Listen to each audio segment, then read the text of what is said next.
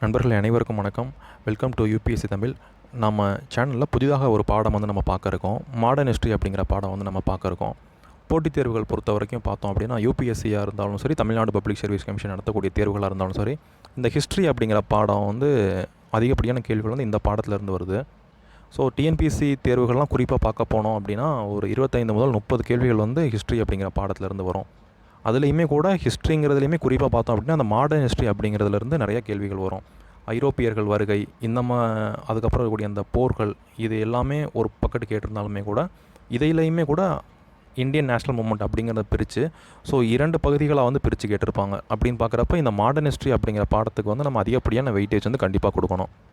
நம்ம இந்தியன் ஹிஸ்ட்ரியவே நம்ம பார்த்தோம் அப்படின்னா 3 பெரும் பகுதிகளாக நம்ம வந்து பிரிக்கலாம். ஒன்று வந்து ஏன்ஷியன்ட் ஹிஸ்ட்ரி, பண்டைய கால இந்தியான்னு சொல்லி நம்ம பிரிக்கலாம். பிறகு மெடிவல் ஹிஸ்ட்ரி, நம்ம மெடிவல் ஹிஸ்ட்ரின்னு சொல்லுவாங்க. பிறகு வந்து மாடர்ன் ஹிஸ்ட்ரி அப்படின்னு சொல்லிட்டு 3 பெரும் பகுதிகளை நம்ம கன்வீனியன்ஸ்க்காக நம்ம வந்து பிரித்து வச்சுருக்கோம். அதில் மாடர்ன் ஹிஸ்ட்ரி அப்படிங்கிற பாடம் தான் நம்ம தொடர்ந்து பார்க்க இருக்கோம். இந்த மாடர்ன் ஹிஸ்ட்ரி அப்படிங்கிறது எப்போ ஸ்டார்ட் ஆகுது அப்படின்னு பார்த்தா, ஒரு சில பேர் அவுரங்கசீப்பினுடைய டெத்துலேருந்து பார்ப்பாங்க. இன்னும் ஒரு சில புத்தகங்களில் வந்து எதில் வந்து கொடுத்துருப்பாங்கன்னு பார்த்தீங்கன்னா, அந்த பேட்டில் ஆஃப் பிளாசேன்னு ஒரு போர் நடக்கும் 1757. ஸோ அதிலேருந்து சொல்லுவாங்க. பட் நம்ம என்ன பார்க்க இருக்கோம் அப்படின்னா, ஐரோப்பியர்கள் வந்து இந்தியாவுக்கு வர்றாங்க. ஸோ அதுக்கு பிறகு தான் இந்த மாடர்ன் ஹிஸ்ட்ரி அப்படிங்கிற ஃபேஸே தொடங்க ஸ்டார்ட் ஆகுது. ஸோ நம்ம அதனால் ஐரோப்பா அப்படிங்கிறது ஒரு கண்டம். அந்த கண்டத்தில் வந்து நிறைய நாடுகள் இருக்குது. ஏசியா கண்டம் மாதிரி அந்த கண்டத்தில் நிறைய நாடுகள் இருக்குது. அதில் வந்து ஒரு 5 நாடுகள் வந்து இந்தியாவுக்கு வர்றாங்க. போர்ச்சுகல், டச் அப்படின்னு சொல்லக்கூடிய நெதர்லாண்ட், பிறகு இங்கிலீஷ் வர்றாங்க, பிரிட்டிஷ்காரங்க வர்றாங்க, பிறகு பார்த்தோம் அப்படின்னா டென்மார்க்காரங்க வர்றாங்க, பிறகு ஃப்ரெஞ்ச் அப்படின்னு சொல்லக்கூடிய இந்த 5 நாடுகள் வந்து இந்தியாவுக்கு வர்றாங்க. இந்த 5 நாடுகள் நான் ஓவர்வியூவாக சொல்லிடுறேன். ஸோ இந்த 5 நாடுகள் வந்ததுலையுமே கூட பார்த்திங்க அப்படின்னா பிரிட்டிஷ் அப்படிங்கிற நாடு வந்து அவங்களுக்குள்ளே அந்த 5 நாடுகளுக்குள்ளே நிறைய சண்டை வருது. ஸோ அதில் வந்து இந்த பிரிட்டிஷ் அப்படிங்கிற நாடு வந்து நல்லா அவங்கள வலுப்படுத்திக்கிறாங்க. அந்த 5 நாடுகளுக்குள்ள போட்டியில் இருக்கலே அவங்க ஜெயிக்கிறாங்க. ப்ளஸ் நம்ம இந்தியாவில் வந்து பார்த்திங்கன்னா இப்போ ஒருங்கிணைந்த இந்தியாவாக இல்லை. ஸோ இத்தனை மாநிலங்கள், யூனியன் டெரிட்டரி, ஒரு சென்ட்ரல் கவர்மெண்ட் அதெல்லாம் இப்போ கிடையாது. நிறையா குட்டி குட்டி ராஜ்யங்கள்லாம் இருந்துச்சு. நிறையா பேர் முகல்ஸ் ஆட்சி பண்ணிகிட்டு இருந்தாங்க, மராத்தாஸ் அப்போ இல்லை. பட் அந்த மாதிரி பிறகு பார்த்திங்க அப்படின்னா அந்த மாதிரி நிறையா ஒவ்வொரு சமஸ்தானம், மாகாணங்கள் சொல்லி நிறையா இருக்கும். ஸோ அப்படிலாம் ஆட்சி பண்ணிகிட்டு இருப்பாங்க. அவங்கள்ட்டையும் சண்டை போட்டு இவங்க என்ன பண்ணாங்கன்னா நிறைய டெரிட்டரிஸ் வந்து பிடிச்சி நம்ம ஒட்டுமொத்த இந்தியாவையுமே கூட கிட்டத்தட்ட இந்த ஆங்கிலேயர்கள் அவங்க கட்டுப்பாட்டில் வந்து கொண்டு வந்தாங்க. பிறகு என்ன நடக்குது அப்படின்னு பார்த்திங்கன்னா, ஒரு பேட்டில் ஆஃப் பிளாசேன்னு சொல்லிட்டு ஒரு போர் நடக்குது. ஸோ அந்த போரில் வந்து ஆங்கிலேயர்கள் வந்து ஒரு வெற்றி பெறுறாங்க, சூழ்ச்சி மூலியமாக வெற்றி பெறுறாங்க. பிறகு பக்சர்ன்னு சொல்லிட்டு ஒரு போர் நடக்குது. இதெல்லாம் போர் நடந்தோன்னே அவங்க என்ன பண்ணுறாங்க அப்படின்னா, அந்த இங்கிலீஷ் ஈஸ்ட் இந்தியா கம்பெனின்னு சொல்லிட்டு ஒரு கம்பெனி தான் இந்தியாவுக்கு வந்து வர்றாங்க. அந்த கம்பெனி மூலியமாக தான் இங்கே அந்த அரசாங்கம் வந்து இங்கே வந்து வணிகம் பண்ண ஸ்டார்ட் பண்ணுறாங்க. தமிழில் ஆங்கில கிழக்கிந்திய கம்பெனி அப்படின்னு நம்ம சொல்லுவோம். ஸோ அந்த கம்பெனியினுடைய வந்து ஒரு மொதல் சட்டம் கொண்டு வராங்க, ரெகுலேட்டிங் ஆக்ட்னு கொண்டு வராங்க. அதாவது நம்ம பாலிட்டி அப்படிங்கிற சப்ஜெக்டில் நம்ம பார்த்துருப்போம். ஸோ அது மூலியமாக நம்மளை என்ன பண்ணுறாங்க, நம்ம அங்கேருந்து வணிகம் பண்ண வந்து நம்ம மேலே வரி விதித்து நம்ம நாட்டையே அவங்க வந்து அடிமைப்படுத்துகிறாங்க. பிறகு நம்ம இந்தியர்களுக்கு புரிய வருது. ஸோ நம்ம அடிமையாக இருக்கோங்கிறத இங்கே பல பேர் மறந்துட்டாங்க. ஸோ அந்த மாதிரிலாம் இருந்தப்போ அதுக்கப்புறம் வந்து நமக்குள்ளே வந்து அந்த சுதந்திர ஒரு வேட்கை வந்து நம்ம முன்னோர்களுக்கு வருது. ஸோ பிறகு இந்தியா வந்து ஒரு மிகப்பெரிய ஒரு எழுச்சி பெற்று சுதந்திரத்துக்காக நிறைய போராட்டம்லாம் பண்ணி நம்ம வந்து சுதந்திரம் அடையும். 1947 ஆகஸ்ட் மாதம் 15ஆம் தேதி நமக்கு வந்து சுதந்திரம் கொடுத்துட்டு அவங்க நம்ம நாட்டை விட்டு வெளியே போகிறாங்க. ஸோ இந்த அளவுக்கு இருக்கக்கூடிய காலகட்டம் நம்ம பார்க்க போகிறோம். முதல்ல போர்ச்சுகீஸ் அப்படிங்கிற நாடு தான் இந்தியாவுக்கு வந்திருக்கும். அந்த போர்ச்சுகீஸினுடைய வருகையிலேருந்து நம்ம சுதந்திரம் வாங்கின வரைக்கும் இருக்கக்கூடிய எல்லாமே நம்ம பார்க்குறோம். ஸோ வரக்கூடிய காணொலிகளில் வந்து நம்ம வந்து பார்க்க இருக்கோம். சரி, நம்ம ஹிஸ்ட்ரி அப்படின்னா நம்ம ஓர்வையாக என்ன பார்த்தோம் அப்படின்னா, இது ஏன் படிக்கணும் அப்படின்னு நம்ம பார்க்கலாம். ஹிஸ்ட்ரி அப்படிங்கிற பாடம் வந்து ஏன் படிக்கணும், ஏன் தெரிஞ்சுக்கணும் அப்படின்னு பார்த்தோம் அப்படின்னா, ஹிஸ்ட்ரி அப்படிங்கிறதுக்கு டெஃபினேஷன் பார்த்தோம் அப்படின்னா, ஸ்டடி ஆஃப் த பாஸ்ட் அப்படின்னு நம்ம சொல்லுவோம். நம்ம கடந்த காலத்தை பற்றி தெரிஞ்சுக்கிறது தான் வந்து ஹிஸ்ட்ரி. ஸோ நம்ம யூபிஎஸ்சி படிக்கிறோம், டிஎன்பிஎஸ்சி படிக்கிறோம், இப்போ சயின்ஸ் படிக்கிறோம் அப்படின்னா நமக்கு யூஸ்ஃபுல்லாக இருக்கும். எக்கனாமிக்ஸ் படிக்கிறோம் அப்படின்னா நமக்கு களத்தில் யூஸ்ஃபுல்லாக இருக்கும். பாலிட்டி படிக்கிறோம் அப்படின்னா சட்டங்கள் தெரிஞ்சுக்கிறோம், யூஸ்ஃபுல்லாக இருக்கும். பட் இந்த ஹிஸ்ட்ரிங்கிற பாடம் வந்து ஏன் படிக்கணும், அது வந்து என்ன மாதிரி யூஸ் இருக்கும் அப்படிங்கிற டவுட் வந்து பொதுவாக வந்து எழும். அது வந்து நியாயமான ஒரு கேள்வி தான். நம்ம ஏன் ஹிஸ்ட்ரி படிக்கணும் அப்படின்னு பார்த்தீங்கன்னா, இப்போ நீங்கள் உதாரணத்துக்கு ஒரு இன்டர்வியூ போகிறீங்க அப்படின்னா, நீங்கள் என்ன எடுத்துகிட்டு போவீங்க, ஒரு பயோடேட்டா வந்து எடுத்துகிட்டு போவீங்க, உங்களுடைய ரெஸ்யூம் அந்த இது வந்து எடுத்துகிட்டு போவீங்க. அதில் என்ன இருக்கும், நம்ம எங்கே பிறந்தோம், எங்கே ஸ்கூலிங் பண்ணோம், எங்கே காலேஜ் படித்தோம், சப்போஸ் நம்ம ஒர்க் பண்ணோம் அப்படின்னா சப்போஸ் எங்கே ஒர்க் பண்ணோம் அப்படிங்கிறதெல்லாம் இருக்கும். அதெல்லாம் ஏன் அவங்க வந்து தெரிஞ்சுக்கிறாங்க, இதை வச்சு தான் நம்மளை வந்து அசஸ் பண்ணுறாங்க. ஸோ நாளைக்கு நம்ம நாட்டை வந்து ஆட்சி பண்ண போகிறோம். ஒரு ஆட்சி பணி அதிகாரிகளாக நீங்கள் வந்து குரூப் 4 தேர்வுக்கு படித்தாலும் சரி, குரூப் 8 இருந்தாலும் சரி, குரூப் 1 யூபிஎஸ்சி தேர்வாக இருந்தாலும் சரி, நம்ம ஒரு ஆட்சி பணிக்கு நம்ம நாட்டை ஆட்சி பண்ணக்கூடிய ஒரு பொறுப்புக்கு வரப்போகிறோம். அப்படிங்கிறப்ப நம்ம நாட்டினுடைய வரலாறு வந்து கண்டிப்பாக ஒரு ஆட்சி பணிக்கு வரக்கூடிய நபருக்கு தெரிஞ்சிருக்கணும். ஸோ அந்த விதத்தில் இது வந்து ரொம்ப எக்கனாமிக்ஸ், சயின்ஸ் இந்த மாதிரியான நம்ம எப்படி தெரிஞ்சுக்கிறோமோ அந்த மாதிரி ஹிஸ்ட்ரி அப்படிங்கிற பாடம் வந்து கண்டிப்பாக ஒரு ஆட்சி பணியாளருக்கு தெரிஞ்சிருக்கணும். ஸோ அது வந்து பேசிக். ஸோ அதனால் ஹிஸ்ட்ரியை நம்ம வந்து ரொம்பவுமே படித்தாகணும். அதில் மாடர்ன் ஹிஸ்ட்ரி, நம்ம விடுதலை போராட்டங்கள் வந்து ரொம்ப ரொம்ப கஷ்டப்பட்டு தான் நமக்கு நாட்டுக்கு சுதந்திரம் கிடச்சிருக்கும். ஸோ அதனால் அந்த வரலாறுகள் வந்து தெரியணும். இது வந்து ஒரு போரிங் சப்ஜெக்ட் அப்படின்னு நிறைய பேர் வந்து நினைக்கிறாங்க. ஸோ அப்படி இல்லை, இதுவுமே ஒரு இன்ட்ரெஸ்டிங்கான ஒரு சப்ஜெக்ட் தான். நம்ம அந்த மாதிரி கொண்டு போகலாம். இந்த ஹிஸ்ட்ரியில் வந்து இன்னொரு டவுட் என்ன எழும் அப்படின்னு பார்த்தீங்கன்னா, இதில் நிறைய பேருக்கு பிடிக்காத காரணம் வந்து இதில் நிறையா மனப்பாடம் பண்ணணும், ஒரு புது புது பேர் இருக்கும் அப்படின்னு கேட்பாங்க. இயர்லாம் மனப்பாடம் பண்ணணுமா அப்படின்னு கேட்பாங்க. அந்த கேள்விக்கு பார்த்தீங்க அப்படின்னா கண்டிப்பாக இயர் வந்து மனப்பாடம் பண்ணி தான் ஆகணும். ஒரு குறிப்பிட்ட முக்கியமான இயர்ஸ், இப்போ பேட்டில் ஆஃப் பிளாஸே அப்படிங்கிறதுலாம் வந்து ஒரு மிகப்பெரிய தாக்கத்தை நம்ம வரலாற்றில் ஏற்படுத்தியிருக்கு. அந்த போர் முதல்ல வந்து உதாரணத்துக்கு சொல்கிறேன், அந்த பிரிட்டிஷர்கள் வந்து ஜெயிக்கிறது மூலியமா தான் அவங்க இங்கே ரொம்ப வலுவாக வர்றாங்க. ஸோ அதை பற்றி நம்ம தெரிஞ்சுக்கணும். சுதந்திரம் கிடச்சிருக்கு நம்மளுக்கு, அது எந்த ஆண்டுனே தெரியாமல் எப்படி பண்ண முடியும்? ஸோ அதனால் குறிப்பிட்ட ஆண்டுகள் வந்து கண்டிப்பாக தெரிஞ்சிருக்கணும். காந்திஜி எப்போ நம்ம நாட்டுக்கு வந்தாங்க, என்னென்ன இப்போ சம்பாரன் சத்தியாகிரகம் எப்போ நடந்துச்சு, சால்ட் சத்தியாகிரகம் எப்போ நடந்துச்சு, சிவில் டிசோபீடியன்ஸ் மூமெண்ட்லாம் எப்போ நடந்துச்சு, காங்கிரஸ் எப்போ ஆரம்பிக்கப்பட்டது, இது எல்லாமே ஆண்டுகள். ஹிஸ்ட்ரி அப்படிங்கிறதே கண்டிப்பாக ஆண்டுகள் சார்ந்து வரும். ஈச் அண்ட் எவ்ரி திங் தெரிஞ்சுக்கணும்னாலுமே கூட முக்கியமான விஷயங்கள்லாம் வந்து நீங்கள் தெரிஞ்சுக்கணும். ஸோ அந்த மாதிரி ஆண்டுகள் வந்து கண்டிப்பாக தெரிஞ்சுக்கணும். நான் வந்து பார்த்தீங்க அப்படின்னா ஹிஸ்ட்ரியில் வந்து எல்லாமே கவர் பண்ணிட முடியுமா அப்படின்னா அது வந்து ரொம்ப டீட்டெயிலாக கவர் பண்ண எல்லாத்தையுமே சொல்லிட முடியாது. இந்த போட்டித் தேர்வுக்கு தேவையான ஒரு ஓவரால் ஐடியா வந்து நான் உங்களுக்கு எல்லா காணொலிகளுமே வந்து கண்டிப்பாக கொடுத்துட்றேன். ஸோ உங்களுக்கு நோட்ஸ் மாதிரி ஸ்லைடு கொடுத்துட்டு நான் கிளாஸஸ் வந்து எடுக்கிறேன். ஸோ இது படிக்கிறதுக்கு சோர்ஸஸ் என்ன சோர்ஸ் வந்து நம்ம படிக்கலாம் ஹிஸ்ட்ரிக்கு அப்படின்னு பார்த்தீங்க அப்படின்னா, மாடர்ன் ஹிஸ்ட்ரிக்கே பொதுவாக என்ன படிக்கலாம், இல்லை மாடர்ன் ஹிஸ்ட்ரிக்கு நம்ம என்ன படிக்கலாம் அப்படின்னு பார்த்தோம் அப்படின்னா, நிறைய சோர்ஸ் வந்து இருக்குது. காம்படிட்டிவ் எக்ஸாம்ஸ் பொறுத்த வரைக்கும் நீங்கள் டிஎன்பிஎஸ்சி எக்ஸாமுக்காக இருந்தாலும் சரி, யூபிஎஸ்சி எக்ஸாமுக்கு இருந்தாலும் சரி, 2 புத்தகங்கள், 2 பள்ளி பாடம் சார்ந்த புத்தகங்களை நம்ம படிக்கலாம். நம்ம தமிழ்நாடு ஸ்டேட் வெளியிட்டிருக்கக்கூடிய எஸ்சிஇஆர்டி புத்தகங்கள், தமிழ்நாடு ஸ்டேட் கவர்மெண்ட் விட்டுருக்கக்கூடிய புத்தகங்களை நம்ம படிக்கலாம். அப்படி இல்லை அப்படின்னா நீங்கள் என்சிஆர்டி புத்தகங்களுமே கூட இந்த தேர்வுக்கு வந்து படிக்கலாம். இன்னும் அட்வான்ஸ் லெவலில் மாடர்ன் ஹிஸ்ட்ரியை படிக்கணும் அப்படின்னா ஸ்பெக்ட்ரம் பப்ளிகேஷன்ஸ் வந்து ஒரு புக் விட்டுருப்பாங்க. ஸோ நீங்கள் ஸ்பெக்ட்ரம் பப்ளிகேஷன்ஸ் மாடர்ன் ஹிஸ்ட்ரி அப்படின்னு போட்டால் ஒரு புத்தகம் வரும். அந்த புத்தகம் வந்து நீங்கள் படிக்கலாம். சப்போஸ் தமிழ் வழியில் படிக்கிறீங்க அப்படின்னா வெங்கடேசன் அப்படிங்கிற ஒரு ஆத்தர் வந்து புத்தகம் வெளியிட்டிருப்பாங்க. ஸோ அந்த புத்தகம் வந்து படிக்கலாம். ஆங்கிலத்தில் பிபின் சந்திரா அப்படின்னு சொல்லக்கூடிய ஒரு வரலாற்று ஆசிரியர் வந்து அவங்களுடைய புத்தகம் இருக்குது, மாடர்ன் ஹிஸ்ட்ரி புத்தகம் இருக்குது. ஸோ அந்த புத்தகமே கூட படிக்கலாம். தமிழ்நாடு ஸ்கூல் புக் வந்து இப்போது புதிதாக விட்டுருக்கக்கூடிய இந்த சமச்சீர் புத்தகங்கள் வந்து எல்லா டாபிக்ஸுமே வந்து கவர் பண்ணுது. ஸோ இது வந்து ரொம்ப ஹெல்ப்ஃபுல்லாக இருக்கும். 6வதுலேருந்து 12வது வரைக்குமே நம்ம படிக்க முடியும்.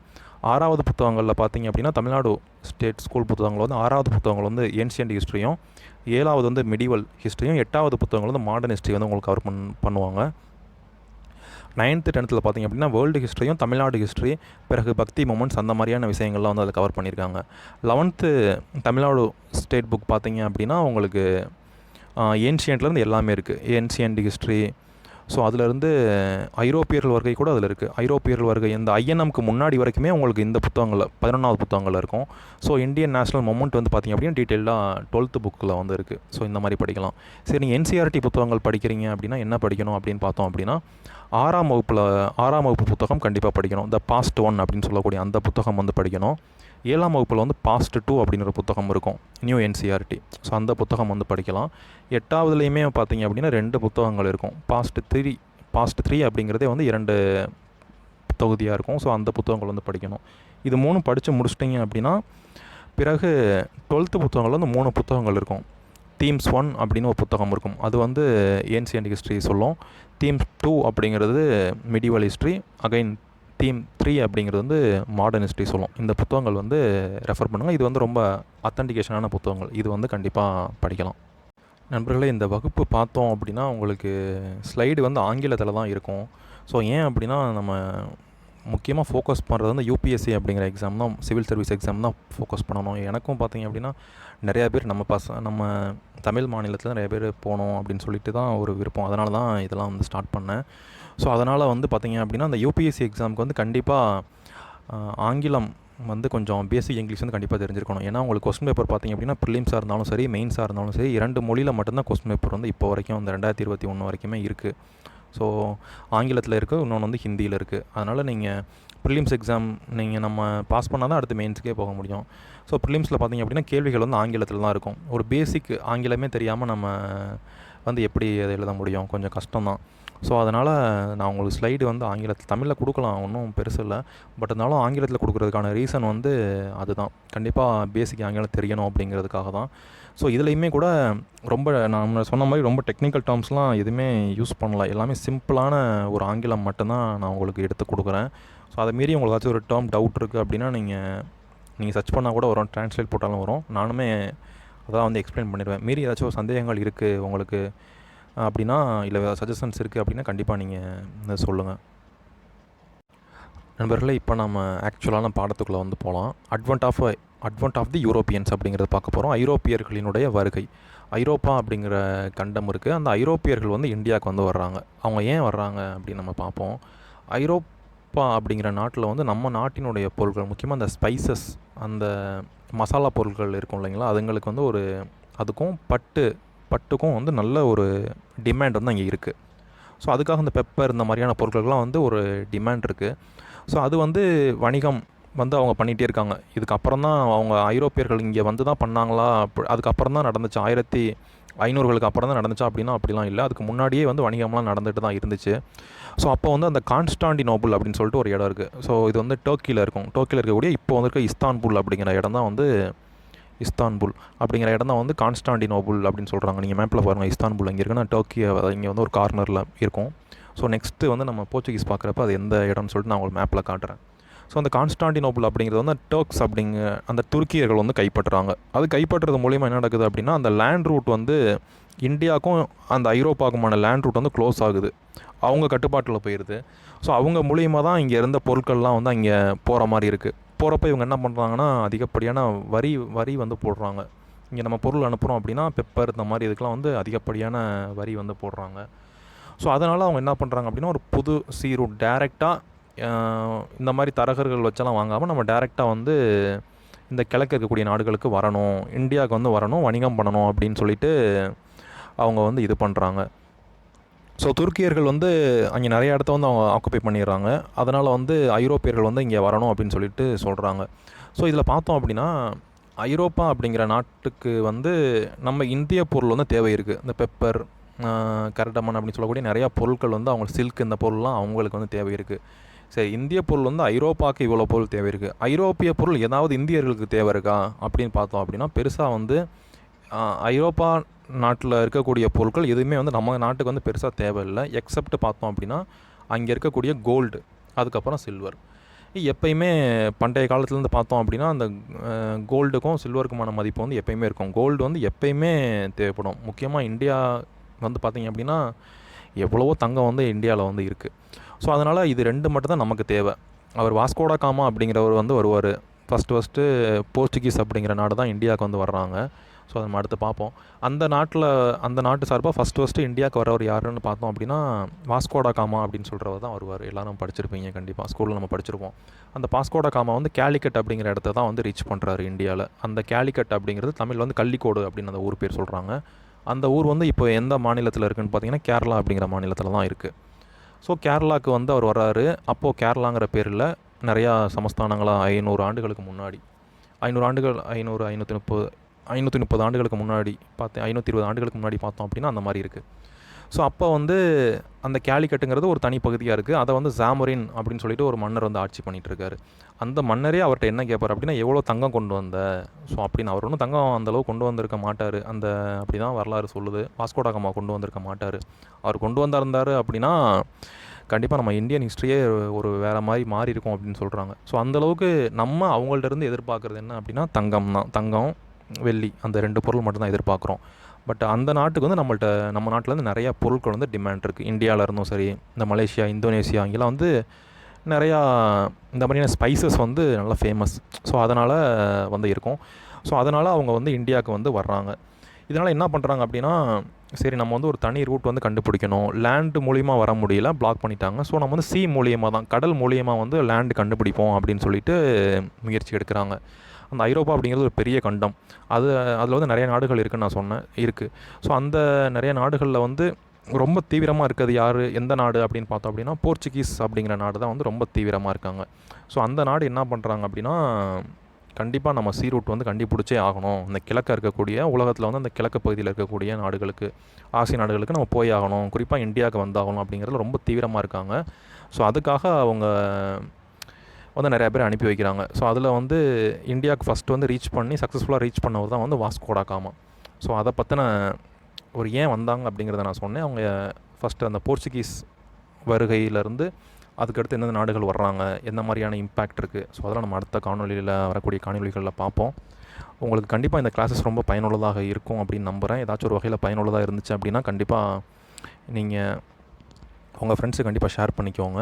உங்களுக்கு ஏதாவது சந்தேகங்கள் இருக்குது அப்படின்னா நீங்கள் இந்த கமெண்ட் செக்ஷனில் வந்து கமெண்ட் பண்ணுங்கள். இல்லைனா நம்மளுடைய இன்ஸ்டாகிராம் பேஜ் இருக்குது, யூபிஎஸ்சி அப்படின்னு சொல்லிட்டு நீங்கள் சர்ச் பாக்ஸில் போயிட்டு யூபிஎஸ்சி அப்படின்னு போட்டுட்டு டாட் ஒரு புள்ளி வச்சுட்டு தமிழ் TAMIL அப்படின்னு போட்டுட்டிங்க அப்படின்னா நம்ம பேஜ் வரும்.